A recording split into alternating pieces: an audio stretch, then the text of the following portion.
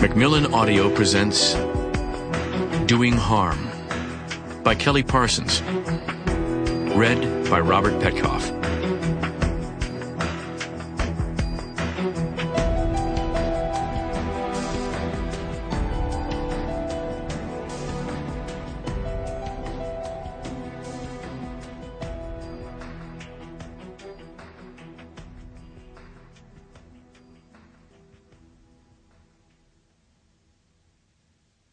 Prologue. My patient is dying, and it's all my fault. I watch as the code team swarms frenetically over the naked, frail body lying on the bed in the center of the bare, otherwise unremarkable hospital room.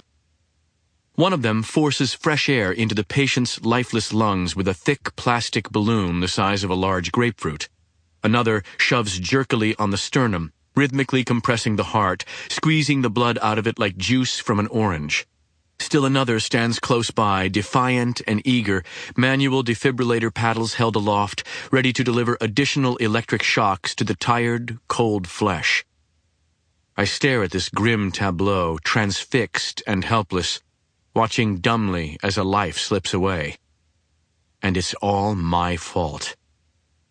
One of the patient's hands slides off the side of the bed and dangles in the air over the floor, swaying slightly in time with the chest compressions, like some macabre metronome. Back in medical school, one of my anatomy instructors had pointed out to us how the hand is one of the most recognizably human parts of the human body.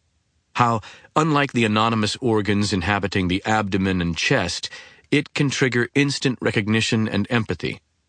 To prove his point, he sawed a hand off one of the cadavers and passed it around the class, followed by the spleen of another. He was right, of course. The hand creeped everyone out much more than the spleen, which was like a big brown sponge left out to dry in the sun for too long.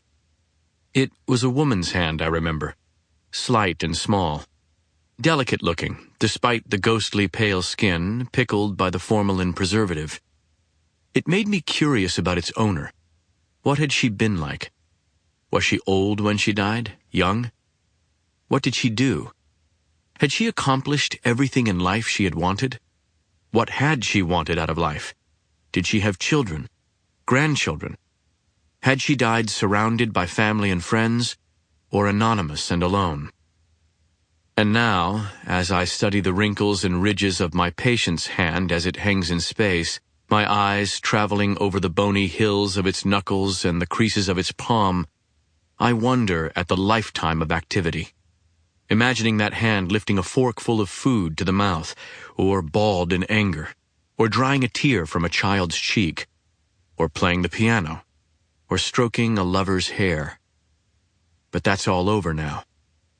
I feel... How do I feel? Like I've been punched in the stomach, sure, but really, how to take stock of the emotions generated by the certainty of knowing that you've caused the death of another human being.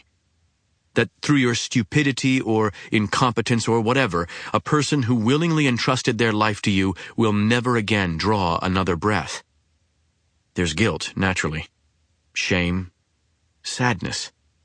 Disbelief. And lurking beneath its more compassionate brethren, a selfish sentiment that slips unbidden into my consciousness, calculating and cruel. Self-pity. Everyone's going to blame me for this. I shake my head as if to clear the thought away, repelled that it would even materialize in my brain. My career should be the last of my worries right now. But it gnaws at me. I can't help but worry.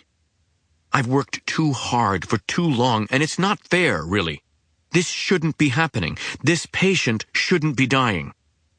But now, here we are. So knowing that I can't possibly undo what I've done, I try to wrap my mind around the unlikely series of events leading up to this singular, horrible moment in my life. And I wonder, well, how the hell did I end up here?